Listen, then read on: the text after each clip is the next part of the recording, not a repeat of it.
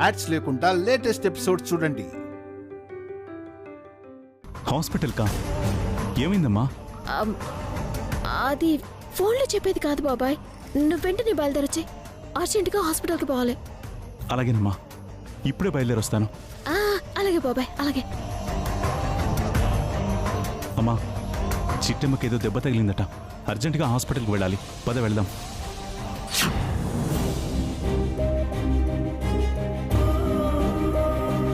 అంటే నువ్వు హాస్పిటల్కి వెళ్ళాలని చెప్తే బాబాయ్ వస్తున్నాడా అక్క? అవును సల్లి, బాబాయ్ నానమ్మ ఇద్దరు వస్తున్నారు నన్ను హాస్పిటల్కి తీసుకెళ్ళటానికి. ఇప్పుడు నీకేమైందని హాస్పిటల్కి తీసుకెళ్ళమంటున్నావు చిట్టి? అవును కదా, నాకేదైనా అయితేనే కదూ హాస్పిటల్కి తీసుకెళ్లేది. అవును చిట్టమ్మా, తీరా ఆయన అక్కడికి వచ్చాక నీకు జ్వరమూ లేదు జలుబు లేదు, హాస్పిటల్కి ఎందుకు వెళ్ళాలని ఆయన అడిగితే అప్పుడు నువ్వేం సమాధానం చెప్తావు?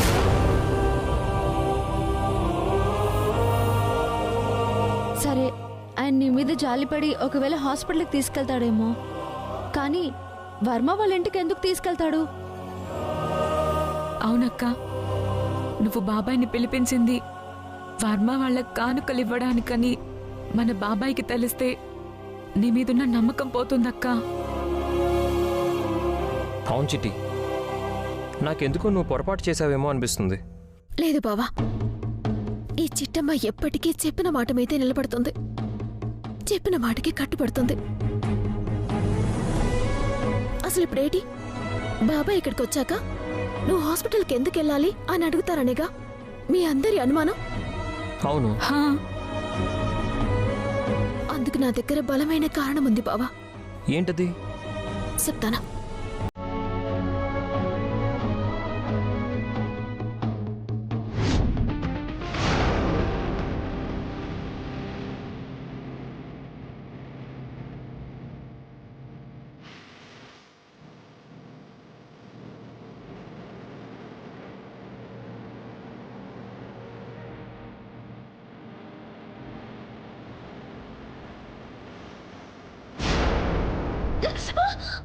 చిట్టి అక్క, చిట్టి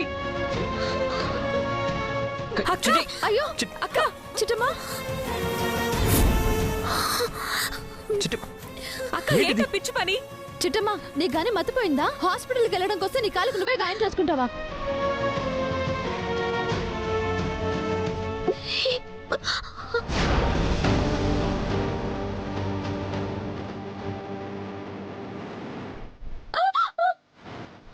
హాయ్ పెన్ చిట్టి.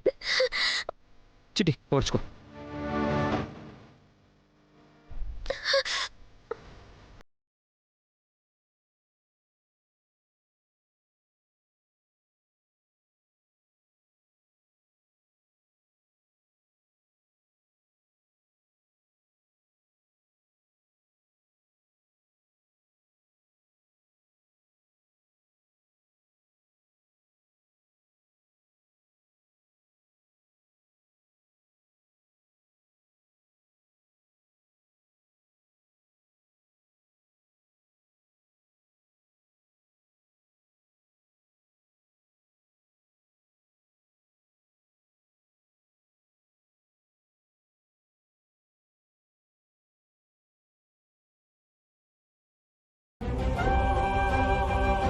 ఏంటి చిట్టి ఈ పిచ్చి పని?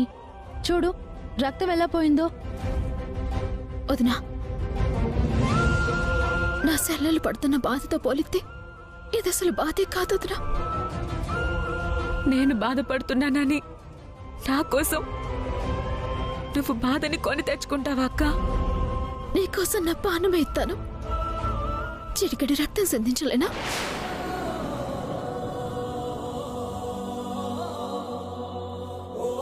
అయినా వర్మ వల్ల నీ గుండెకైన గాయం కంటే నా కాలికైన గాయం ఏమీ పెద్దది కాదు.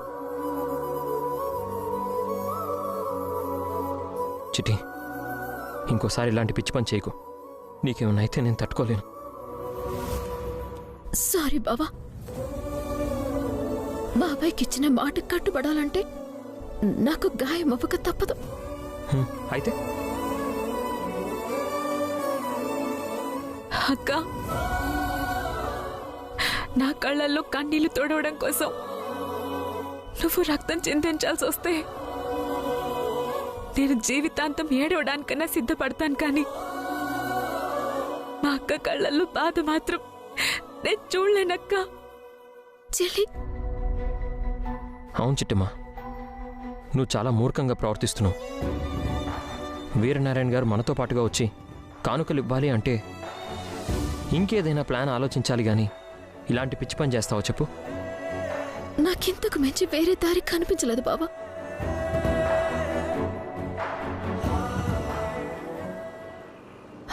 చిట్టి, వీరనారాయణ గారి కారు వస్తుంది. బావా, నువ్వు వెళ్ళి దాకపో. ఎందుకు చిట్టి? నువ్విక్కడుంటే నువ్వు మెకానిక్ కోసం వెళ్ళావని నేను చెప్పిన అబద్ధం నిజం కాదని బాబాయ్కి తెలిసిపోతుంది. ముందు నువ్వు ఇక్కడి నుంచి వెళ్ళు. అలాగే అలాగే. లత, నువ్వు అక్కని చూసుకో.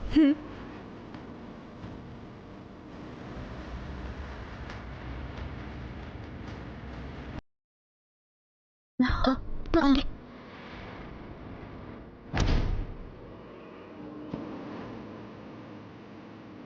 త్వరగా పోనివరా. అమ్మా, అదిగో చిట్టమ్మ అక్కడ ఉంది.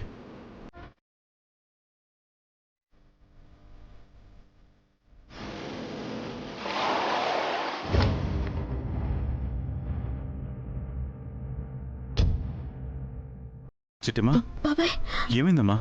ఎలా ఉంది? నాకేటి కాలేదు బాబాయ్, కాకపోతే కాలికి చిన్న గాయమైందంతే. గాయమా? ఆ పక్కన ముళ్ళున్నాయి వీరనారాయణ గారు, అవి చూసుకోకుండా వాటి మీద కాలేసింది. దాంతో గాయమైంది. చాలా రక్తం కూడా పోయింది. అలాగా? చూసుకోవాలి కదమ్మా. నొప్పిగా ఉందా? లేదు బాబాయ్. ముళ్ళు దిగితే నొప్పి లేకుండా ఎలా ఉంటుంది? ఏమ్మా చిట్టమ్మా, ఈ రోడ్డంతా ముళ్ళున్నాయి. అడిగేసేటప్పుడు చూసి వెయ్యాలి కదా. చూడు, ఎంత రక్తం పోయి ఉంటుందో ఏమో. బాబాయ్, నా కాల్లో ముళ్ళు దిగిందంటే నీ కళ్ళల్లో నీళ్లు తిరుగుతున్నాయటి బాబాయ్?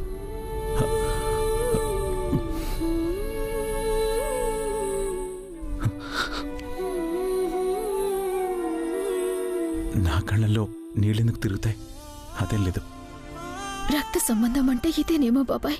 అందుకే నా కాళ్ళలో ముళ్ళు దిగిందనగానే మీ కళ్ళల్లో నీళ్లు తిరిగాయి. నా గాయం చూడగానే నీ గుండెకి గాయమైంది. వీరనారాయణ, ఆలస్యం చేయకుండా ముందు అర్జెంటుగా హాస్పిటల్కి తీసుకువెళ్దాం పదరా. అలాగేనమ్మా, రండి చిట్టమ్మా. అలాగే బాబాయ్. అమ్మా, వదినా, సామాన్లు తీసుకొచ్చాయి. అలాగే.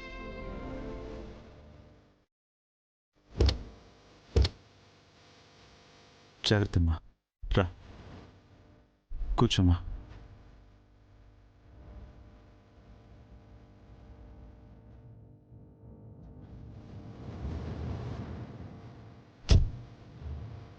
నువ్వు అటువైపు కూర్చోమ్మా. జాగ్రత్తమ్మా.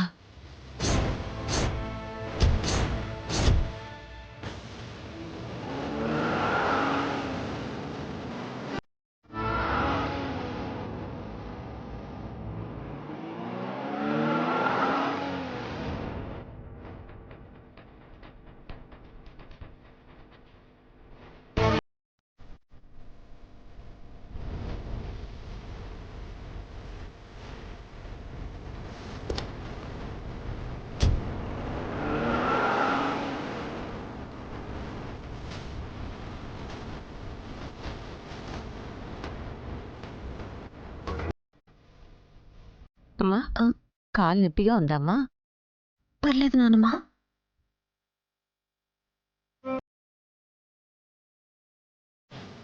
అవును, ఆ బ్యాగ్ ఏంటమ్మా?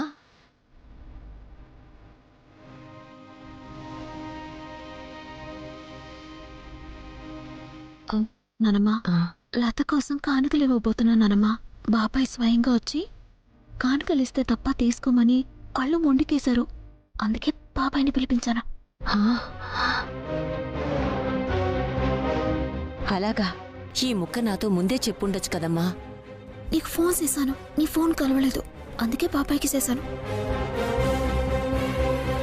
మరి ఈ మూర్ఖుడు ఆ రఘురామ్ ఇంటికి రావడానికి ఒప్పుకుంటాడో లేదు. నువ్వేం కంగారు పడకు నానమ్మా, నేను చూసుకుంటాను కదా. నేను ఒప్పిస్తాను. ఏంటి నానమ్మ మనవరాళ్ళిద్దరూ రహస్యంగా మాట్లాడుకుంటున్నారు?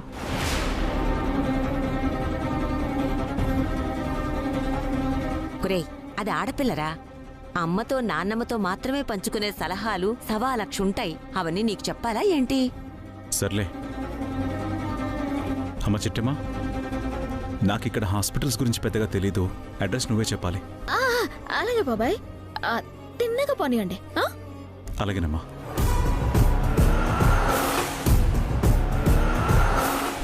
బాబాయ్ బాబాయ్, ఇప్పుడు కుడివైపు తిరుగు.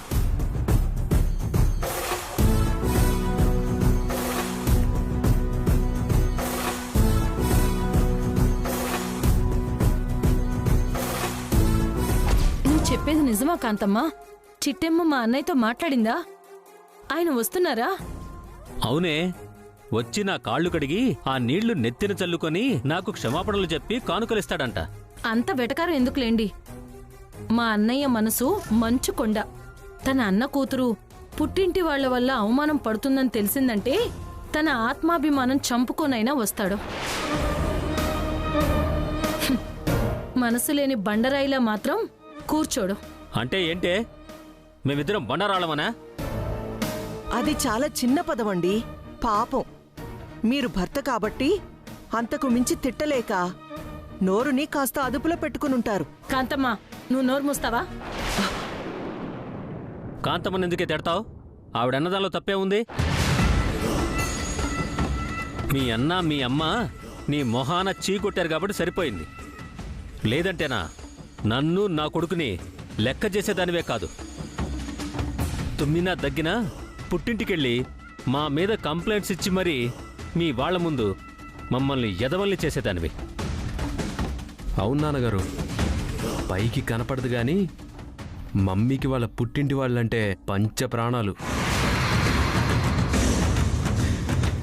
రే, నువ్వు కూడా ఆడదానిగా పుట్టుంటే తెలుసుండేదిరా పుట్టింటి విలువ. మగవేదవ్వే, నీకేం తెలుసుద్రా? బాబుగారు, ఆ మాట మీ అబ్బాయినే అనుంటుందనుకుంటున్నారా? ఇండైరెక్ట్ గా మిమ్మల్నే అనుంటుంది. కాంతమ్మా,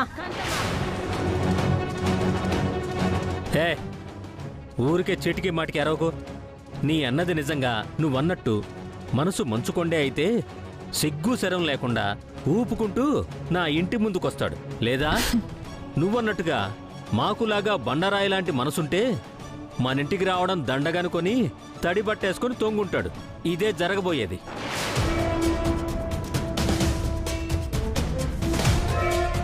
పీరాజు,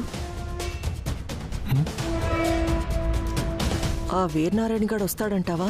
ఏమోనమ్మా, ఆ చిట్టమ్మ వాలకం చూస్తుంటే ఏదో ఒక మాయ చేసేనా వీరనారాయణతో కానుకలిప్పించేలా ఉంది. చిట్టమ్మ అసలే పరమ కంత్రీది. ఆ వీరనారాయణకి ఏం అబద్ధం చెప్పిందో, ఏమని నమ్మిస్తుందో తెలియదు, కానీ కానుకలు తెప్పిస్తుందని అనుమానంగా ఉందమ్మా. నీ బొంద, ఇది పిలిస్తే మాత్రం వాడు రావద్దు. వాడికే గనుక వాడన్న కూతురి మీద ప్రేముంటే పెళ్లి మండపంలోనే దాన్ని క్షమించి అన్న కూతురిగా అంగీకరించుండేవాడు. అలా చేయలేదంటే అర్థం వాడన్న కూతురు కంటే వాడి ఆత్మాభిమానమే ఎక్కువ అని.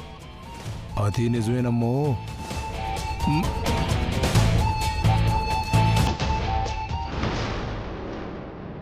ఇంకా ఎంత దూరం ఉందమ్మా? బాబాయ్, ఇక్కడ ఎడం పక్క తిరిగితే హాస్పిటల్ వచ్చేస్తుంది బాబాయ్.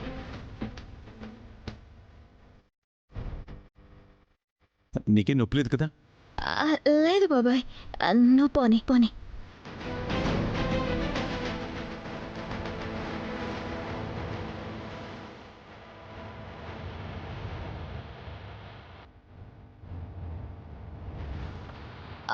బాబాయ్ బాబాయ్ బాబాయ్, ఇక్కడే ఇక్కడే ఇక్కడే ఇక్కడే ఆపే ఆపే.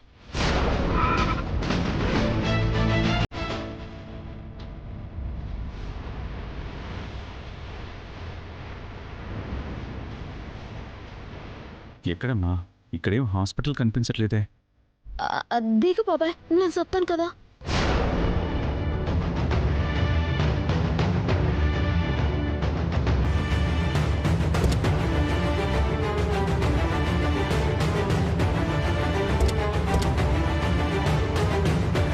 ప్రార్థన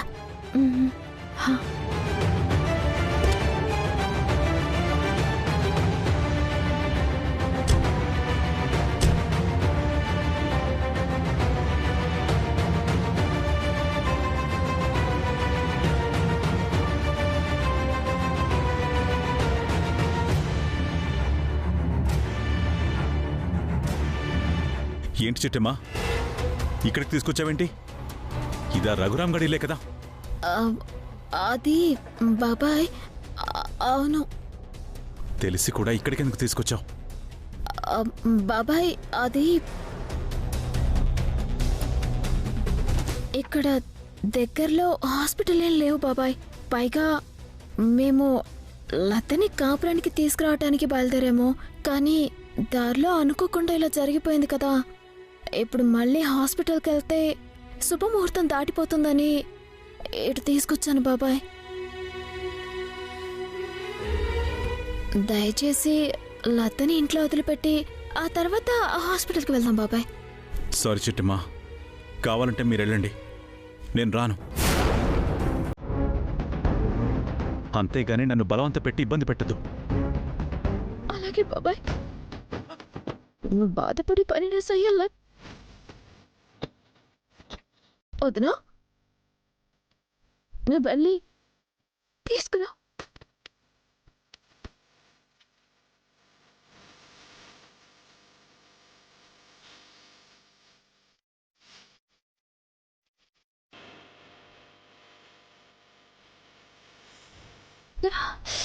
అబ్బా అమ్మా, ఏడింది వదినా?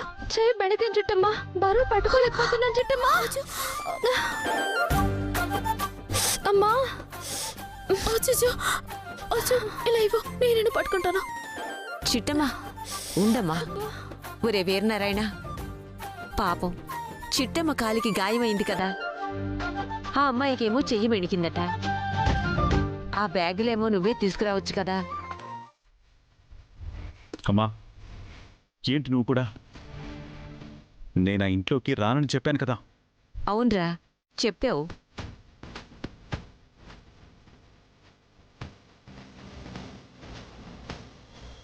మరెలారా? పోనీ నేనే ఆ బ్యాగులు తీసుకువెళ్తాలే. అమ్మమ్మా, నువ్వు తీసుకెళ్ళవేంటి? మరేం చేయమంటావురా? అయినా బ్యాగ్ తీసుకెళ్ళి అక్కడ పెట్టి వచ్చేయచ్చు కదా. ఆడపిల్లతో బ్యాగులు ఎలా మోయిస్తావురా? అది సంస్కారం కూడా కాదు.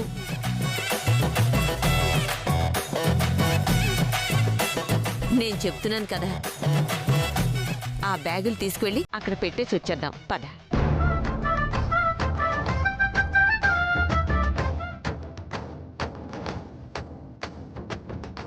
నువ్వు చెప్తున్నావు కాబట్టి వస్తున్నానమ్మా. సరే.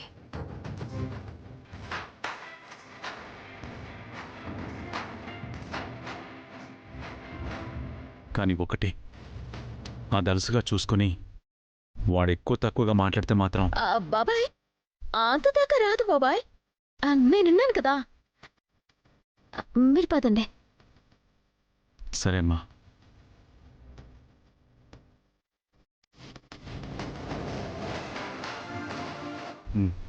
పదమ్మా.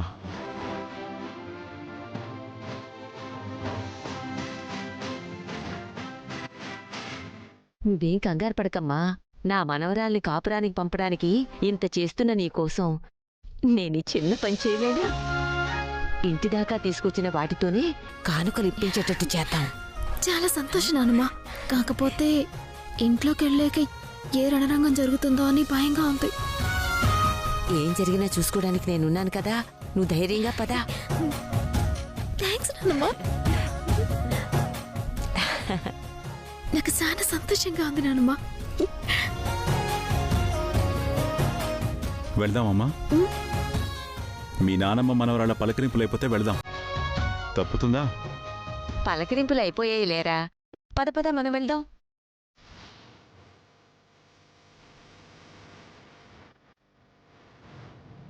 ఏం జరిగినా చూసుకోవడానికి నేనున్నాను కదా, పద పద.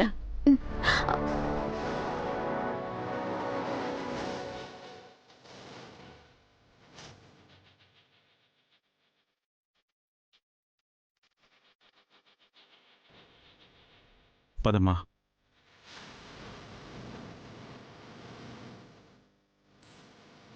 రే వర్మ, చిట్టెమ్మ పిలిచినా వీరనారాయణ రాడు.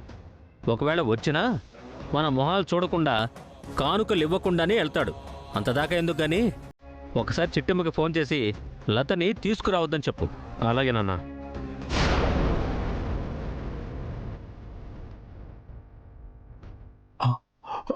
బాబు గారు వాళ్ళు వచ్చేసారు.